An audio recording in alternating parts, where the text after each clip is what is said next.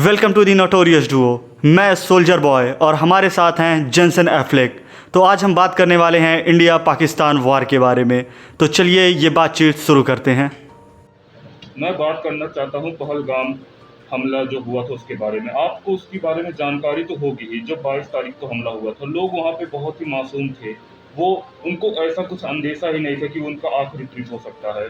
और कुछ लोग अपना आराम से चिल करने गए थे दोस्तों के साथ, कुछ अपने बीवी बच्चों के साथ गए थे आराम से आराम करने वहाँ पर।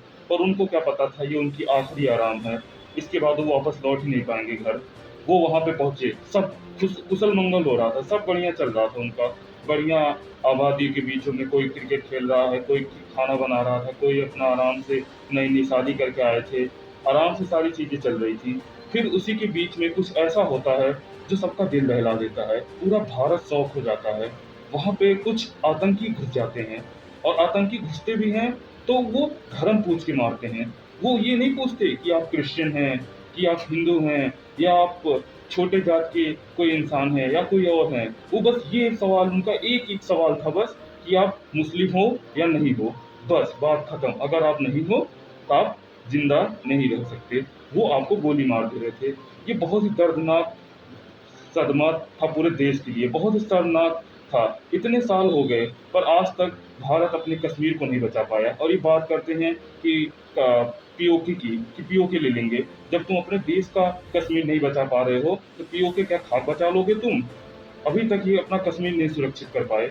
और वहां से आने के बाद उनकी वाइफें, सोचिए आप एक बार इमेजिन करिए, उनकी वाइफ बोल रही हैं कि हमें क्यों नहीं मार रहे, हमें भी मार दो। और आतंकी वहां से सामने से बोलता क्या है कि नहीं, हम तुम्हें नहीं मारेंगे, जाओ अपने प्रधानमंत्री मोदी को बता दो, जो कर पाए कर लो मेरा। सोचिए इतनी हिम्मत इनके अंदर कहाँ से आई। जेंसन भाई, मैंने एक रिपोर्ट भी पढ़ी, उसमें मैंने ये भी पढ़ा था कि यही नहीं, उन्होंने कलमा भी पढ़वाया। वो बीएचयू का एक प्रोफेसर था शायद, या किसी यूनिवर्सिटी का कोई प्रोफेसर था। उसको बोला गया कि क्या तुमको कलमा आता है? वो हिंदू था, पर मैंने जो पढ़ा कि वो लेफ्टिस्ट आइडियोलॉजी का था और उसको थोड़ा नॉलेज था कलमा के बारे में। तो उसने कलमा पढ़ा और वो बच भी गया, क्योंकि उन लोगों को, टेररिस्ट लोगों को ये लगा कि वो एक मुस्लिम आदमी है। तो आपने आपने तो ये भी सुना होगा सोल्जर जी, कि उन्होंने कुछ और भी किया था, पैंट उतरवा के कुछ और भी चेक किए थे, कुछ अंग भी चेक किए थे। तो मेरा कहने का मतलब सिर्फ वही था कि वो बस ये चेक कर रहे थे कि आप मुस्लिम हो कि नहीं हो। अब आप वहाँ पे एक्टिंग कर दो मुस्लिम होने की, आप हो या ना हो, उससे उनको कोई मतलब नहीं था। उनको बस ये टेस्ट करना था कि आप मुस्लिम को जानते हो, आपको मुस्लिम के बारे में आइडिया है कि नहीं है, बस उनका ये कहना था। मैं ये बताना चाहता हूँ आपको। वो जी। ये नहीं चेक कर रहे थे कि आप क्या हैं, आप छोटी जात के हैं, या आप क्रिश्चियन हैं, या आप तमिल हैं, या आप कुछ हैं, या आप कौन सी लैंग्वेज बोलते हैं। उनसे इससे कोई मतलब नहीं था। मैं ये बताना चाहता हूँ आपको। बोलिए आप आगे, क्या आपको पता है? तो जैसा कि जनसन भाई ने बताया कि हमला कैसे हुआ, अब ये हमला तो ख़त्म हो गया, पर ये भारत के मुंह पे एक बहुत बड़ा तमाचा था कि भारत देश में घुसकर कुछ आतंकियों ने भारत के विभिन्न विभिन्न भागों से आए हुए लोगों को मारा। अब बारी थी भारत के बदले की। तो इस बदले को लेने के लिए भारत ने लॉन्च किया ऑपरेशन सिंदूर। जी हाँ, ऐसा ऑपरेशन जिसमें रातों रात भारतीय सेना ने हमला किया पाकिस्तान के बेसिस पे। लेकिन जैसा कि हम सभी जानते हैं कि हमारी भारतीय सेना, हमारा ये प्यारा भारत देश कितना अच्छा है और कितना महान है। हमने उनके सिविलियन के ऊपर हमला नहीं किया, हमने उनके टेररिस्ट कैंप के ऊपर हमला किया। हमने जैसे मोहम्मद, लश्कर तैयबा, इनके जो कैंप है, इनके जो बेसेस थे पाकिस्तान में, पीओके में, वहाँ पे हमला किया और उसके बाद उसको निस्तो नाबूद कर दिया, उन्हें मिट्टी में मिला दिया। खैर, जैसा कि हम जानते हैं कि पाकिस्तान कितना बड़ा निकम्मा देश है। पाकिस्तान अपनी गलत गलत थ्योरीज़ को लेके आया।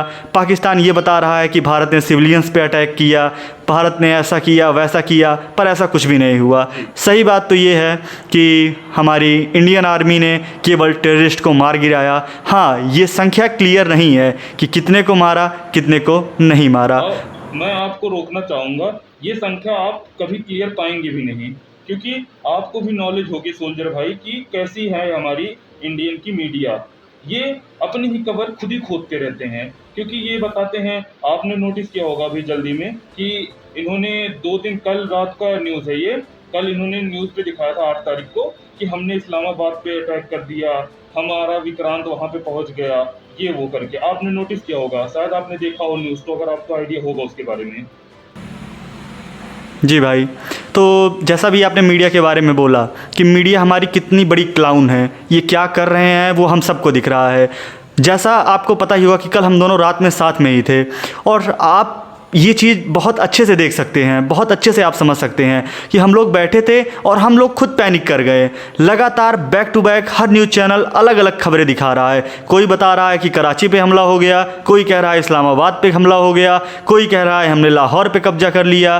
तो ये मीडिया बहुत ही गलत काम कर रही है, बहुत ही गलत। ये पूरा मैं 26/11, जैसा कि 26/11 में हुआ था, 26/11 में कैसे यही इंडियन बात मीडिया। मैं आपको बताने वाला था, यही बात मैं आपको बताने वाला था। इन्होंने कई न्यूज़ चैनल ऐसे थे सोल्जर जी, ये इन्होंने उसमें साफ-साफ दिखाया था कि हमारा जो रशिया से लिया गया डिफेंस है S-400, उसका लाइव लोकेशन तक इन्होंने शो कर दिया, और कहाँ से अटैक हो रही है, कहाँ हमारी आर्मी जा रही है, हमारा नेक्स्ट स्टेप क्या है, कश्मीर में कहाँ तक वो हुआ है, मतलब कहाँ तक, मतलब हमारा सोल्जर्स लगे हुए हैं, लाइन कहाँ तक ड्रॉ हुई है कि यहाँ तक कौन कितने सोल्जर हैं, कहाँ के कितने, ये सारी डिटेल न्यूज़ में दी गई है। एक आज तक न्यूज़ है, एक जी न्यूज़ है, ये सब सारी डिटेल दी गई हैं। और आज तक न्यूज़ तो इतने गिर चुके हैं, इतने गिर चुके हैं, एक नामा-जामा चैनल हुआ करता था आज तक, अब इतने वो गिर चुके हैं, अपने न्यूज़ रिपोर्टर को उनको कोई फ़िक्र ही नहीं है। अगर आपको अभी भी यकीन ना हो रहा, आप अभी भी लाइव चालू करिए, उनका एक न्यूज़ रिपोर्टर अभी भी कश्मीर में होगा, और वहीं पे बम ब्लास्ट हो रहा, वहीं पे वो है। सोचिए, अगर आपको अपने ही लोग नहीं पसंद हैं, तो आप अपनी ही कब्र खोद रहे हैं। ये पूरे देश को खतरे में ला रहे हैं एक तरीके से। अपना ही खोद रहे हैं, अपनी ही लाशों को बिछाने की पूरी तकनीक दिखा रहे हैं टेक्नोलॉजी के ज़रिए से। ये बहुत ही खतरनाक हो सकता है आगे चल के हमारे लिए। इस पे आपकी क्या राय है सोल्जर जी? और जेंसन भाई ये यहीं पे नहीं रुके, अभी ये हम स्ट्रीम कर रहे हैं, इसके जस्ट पहले मैंने घर से आते हुए न्यूज़ चैनल एक बार चलाया, तो मैं क्या देख रहा हूँ, अंजना ओम कश्यप बैठी हुई हैं और वो बता क्या रही हैं, वो ये कह रही हैं कि आज तक बहुत ही अच्छे तरीके से काम कर रहा है, हम अपने सेना की लोकेशन नहीं दे रहे हैं, हम बहुत सही रिपोर्टिंग कर रहे हैं। तो मतलब एक तो आप क्लाउन वाली हरकतें कर रहे हैं, पूरे भारत देश को गुमराह कर रहे हैं, और उसके साथ साथ आप झूठ भी बोल रहे हैं। जैसा कि मैं आपको बताना चाहूँगा कि हमारे गांव में ट्विटर नहीं है, हमारे गांव में फेसबुक पे लोग ऑनलाइन नहीं आ रहे हैं। गांव के जो बुज़ुर्ग हैं, गांव के जो लोग हैं, उनका एक ही ज़रिया है, वो है न्यूज़ चैनल्स। वो पूरा रिलायबल रहते हैं न्यूज़ चैनल्स पे, उनको लगता है जो न्यूज़ चैनल बता रहे हैं वो बिल्कुल सही है। आज सुबह मैं अपने गाँव गया, मेरे दादाजी मेरे आप मेरे इसी न्यूज़ पे मैं अपना बताना चाहता हूँ। सोल्जर जी, मैं आपको रोक रहा हूँ बीच में। मुझे अपना एक मतलब पॉइंट याद आ गया आपकी इसी बात पे। मैं आगे कंटिन्यू करने वाला था, पर मैं सोचता हूँ इसको, ये यहाँ पे एक सही पॉइंट है इसको यहाँ पे डिस्कस करने के लिए। मेरे रिलेटिव हैं, मैं उनका नाम नहीं लूँगा, उन्होंने मुझे आज सुबह फ़ोन किया, मैं कॉलेज जा रहा था। उन्होंने आज सुबह मुझे फ़ोन किया, "बेटा, आपको पता है पाकिस्तान पे तो कब्ज़ा हो गया, अब तो इंडिया वॉर जीत गया, अब तो हम कुछ हमको नहीं करना।" और मैं बता दूँ वो पंजाब साइड के हैं। वो एकदम चिल हो चुके थे कि अरे अब तो हो गया। मैंने कहा, आपने कहाँ देखा ये सब? सर, न्यूज़ चैनल पे आ रहा, आज तक पे आ रहा, जी न्यूज़ पे आ रहा, टाइम नाउ पे आ रहा, सब जगह आ रहा, कैसे तुम बोलो नहीं हो रहा? भाई वो मानने को तैयार नहीं है। रिपब्लिक भारत पे आ रहा कि कब्जा हो गया, भारत जीत गया, उनका चीफ हमारे उसमें आ गया, ये हो गया, अटैक हो गया उनके ऊपर, हमारा इस्लामाबाद में विक्रांत घुस गया, ये हो गया, हमारा फाइटर जेट उनके अंदर जाके पार्क हो गया, ऐसे है वैसे है। सोचिए कितनी खतरनाक चीज़ है सोल्जर जी ये, कि हमारे नागरिक चिल हो चुके हैं एक तरीके से, मतलब सारे प्रिकॉशन वो छोड़ चुके। उनको ऐसा यकीन हो गया भारत तो अब जीत गया, और कोई भी होगा यहाँ पे वही खुश होगा भाई कि हमारी टीम तो जीत गई, अब क्या रिलैक्स हो गया। क्रिकेट में आपने नोटिस किया होगा, 16-17 ओवर में अगर आपकी टीम जीत जाती तो आप 20 ओवर तक मैच नहीं देखते, आप रिलैक्स हो जाते हैं कि अब तो जीत गए, पर वहीं गेम बदलता है। ये वही हाल है यहाँ का, इंडिया का, कि ये यही न्यूज़ चैनल, यही बहुत डेंजर है यहाँ पे। जी, ये मीडिया को दिखाते चौथा हैं। स्तंभ बोला जाता है, पर ये मीडिया चौथे स्तंभ का काम बिल्कुल भी नहीं कर रही है। ये मुझे ऐसा लग रहा है कि बिल्कुल अपने नहीं। देश को गिराने में लगे हुए हैं। देश की कब्र खोद रहे हैं, गिराने हुए नहीं लगे हैं, ये सबको रिस्क में डाल रहे हैं अपने साथ-साथ। जी। तो हमने बात कर ली मीडिया के बारे में, अब हम बात करने वाले हैं कुछ ऐसे लोगों की जो केवल अमन और शांति चाहते हैं, जिन्हें हर बात पे केवल अमन और शांति चाहिए। हमेशा वो पीस की बात करते हैं, पर क्या दिल से वो पीस चाहते हैं? उनको पीस के बारे में कुछ पता है? नो माय फ्रेंड, बिल्कुल भी नहीं। वो पीस नहीं चाहते, उन्हें लाइक्स चाहिए, रिट्वीट चाहिए, कमेंट्स चाहिए, फॉलोअर्स चाहिए, वो इसके लिए काम करते हैं। वो पता है क्या करेंगे, वो देख रहे हैं कि इस समय सभी आर्मी को सपोर्ट कर रहे हैं, सभी कह रहे हैं कि पाकिस्तान की ये जो हरकतें चल रही हैं बर्दाश्त करने लायक नहीं है, इन्हें ख़त्म कर दिया जाओ। तो फिर वो क्या करेंगे, वो जस्ट इसके अगेंस्ट चले जाएंगे। वो अगर हम बोल रहे हैं कि लेफ़्ट चलना है तो वो बोलेंगे नहीं राइट चलो, वो जस्ट इसका एंटी बोलेंगे। और उसका एंटी बोल के क्या फ़ायदा मिलेगा, लोग उनको गालियाँ देने जाएंगे, उनको इंगेजमेंट मिलेगा और वो इसी में खुश हो जा रहे हैं। और वो क्या बहाना दे रहे हैं मैं आपको बताना चाहूँगा। उनका नंबर 1 बहाना ये है कि युद्ध में जिसके परिवार गए हैं, आर्मी वालों के परिवार, उनसे एक बार पूछिए आपके युद्ध से क्या होता है। तो मैं ये सवाल उन लोगों से करना चाहता हूँ, तो आर्मी बनाई किस लिए गई है? हमारे देश में आर्मी बनाई क्यों गई है? शायद इसी दिन के लिए बनाई गई है कि जब पाकिस्तान जैसे निकम्मे देश हमारे देशवासियों को मारे तो हम खड़े होकर देखें ना, बल्कि उनका डट कर सामना करें, उन्हें मारें, उनके घर में घुस कर जाएँ और उस पर उनको लगाम लगाया जाए, उन्हें मार मार के भूत बना दिया जाए, कुत्ता बना दिया जाए। इसीलिए आर्मी बनाई गई है, ना कि इसलिए कि हर बार पीस, चैन, शांति, इन सब की बात की जाए। अमन, शांति, ये सब डिप्लोमेटिक चीज़ें हैं। अब डिप्लोमेसी का टाइम नहीं रह गया। जितने भी डिप्लोमेसी करनी थी, जो भी करना था, सब कुछ हो गया। और मैं यही समझता हूँ कि एक व्यक्ति जो आर्मी ज्वाइन करने जाता है, उसे बहुत पहले से ये पता होता है कि उसके साथ क्या होने वाला है, क्या हो सकता है, उसे सब कुछ पता है। और वो बिना अपनी जान की परवाह किए वो ज्वाइन करता है। और एक बार वो ज्वाइन कर लेता है तो उसकी बस एक ही इच्छा रहती है कि भारत माता के लिए वो शहीद हो जाए। तो भारत माता के लिए शहीद होने में कभी भी कोई बुराई नहीं है। वो चाहे मैं हूँ, चाहे आप हो, चाहे आर्मी का कोई भी सिपाही हो, वो ये दिन ज़रूर देखना चाहेगा। वो चाहेगा कि अपने देश के लिए लड़ते लड़ते मैं ख़त्म हो जाऊँ, पर इन पाकिस्तानियों को, इन जिहादियों को, ये जो आके हमारे देश पे कब्जा करना चाहते हैं, यहाँ पे धर्म पूछकर मार रहे हैं, जातियाँ पूछकर क्या पता मारे आगे चल के, ये क्या करें ऐसे लोगों से छुटकारा दिलाने के लिए।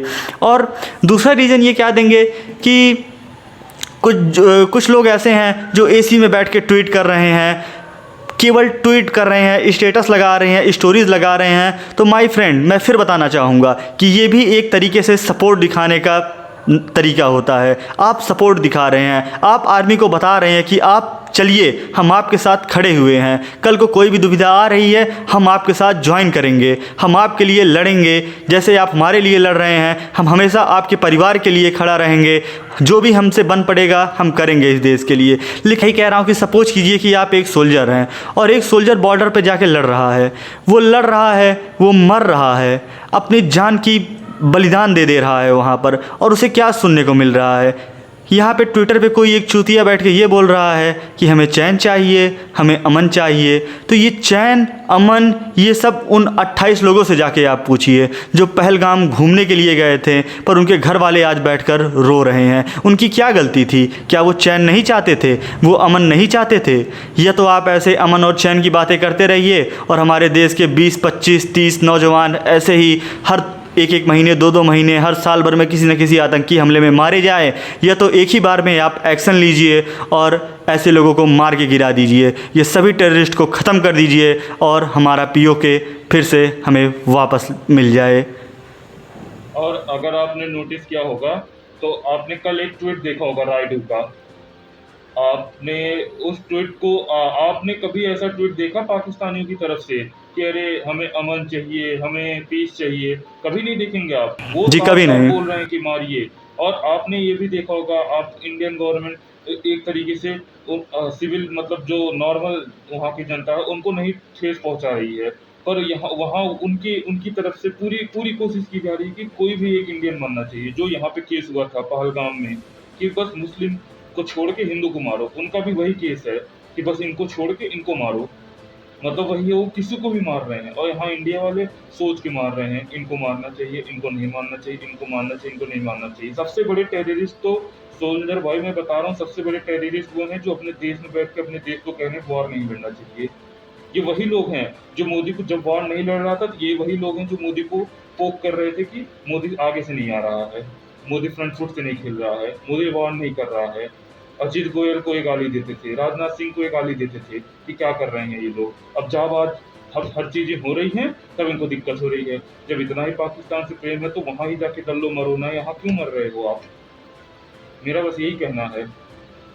राइडो जैसे लोग यहाँ पे रहते क्यों हैं? मुझे ये जानना है, राइडो जैसे लोग यहाँ पे रहते क्यों हैं? अगर आपको इतना ही प्रेम है दूसरे देशों से, तो आप वहाँ पे शिफ्ट हो जाइए ना, वहाँ पे मौका तो है आपके पास, आपकी फैन फॉलोइंग बहुत है वहाँ पे। विक्रांत गुप्ता की जब फैन फॉलोइंग वहाँ पे अच्छी है, तो आपकी तो होगी ही वहाँ पे।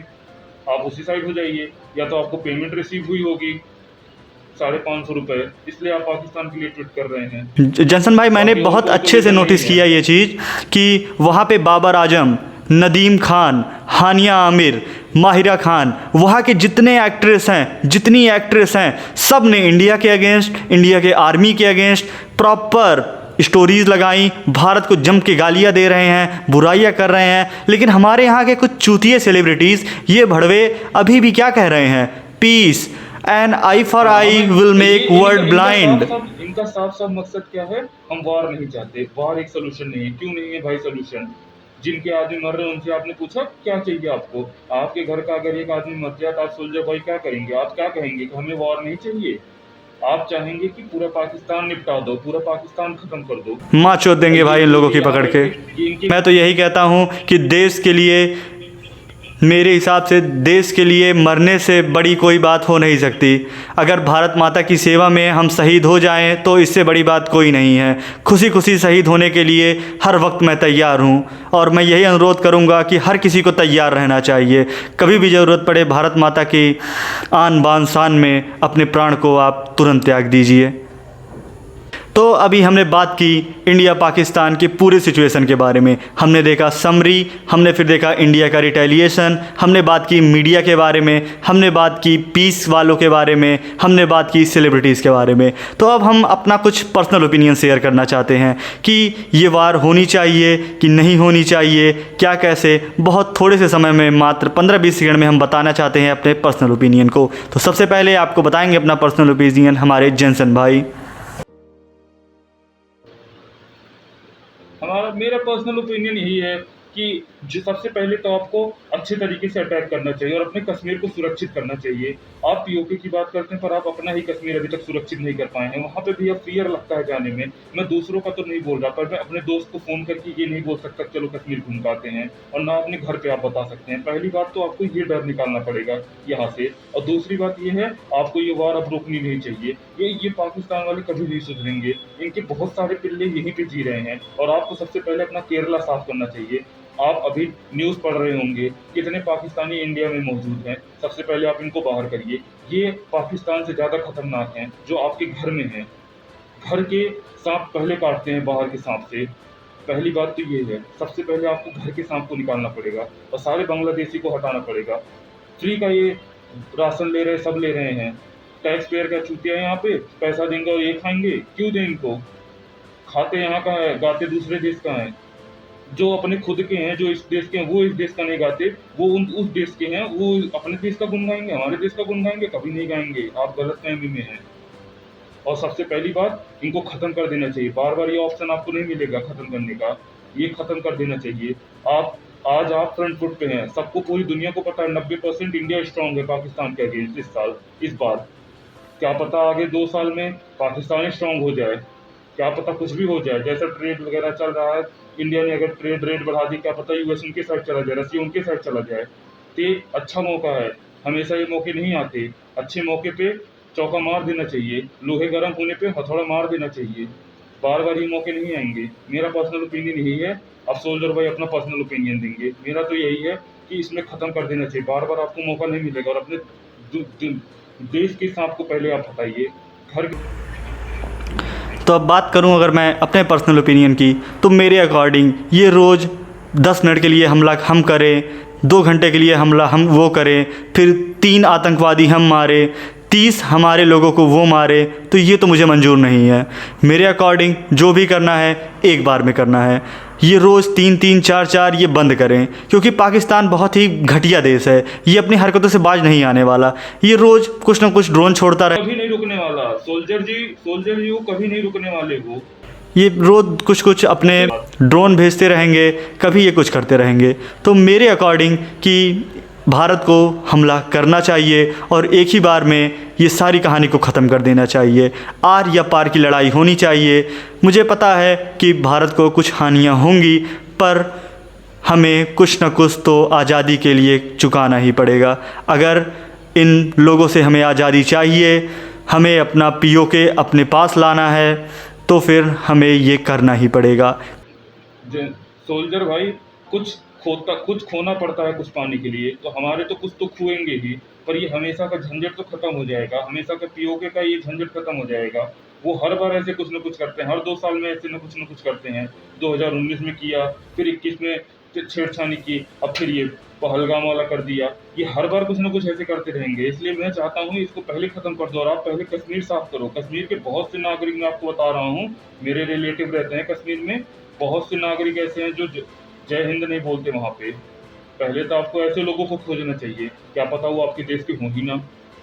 यही तो इसी के साथ हम लेते हैं अलविदा आपसे। फिर मिलेंगे अगले वीडियो में नए टॉपिक के साथ, नए चीज़ों के साथ। तब तक के लिए धन्यवाद। जय हिंद, जय भारत।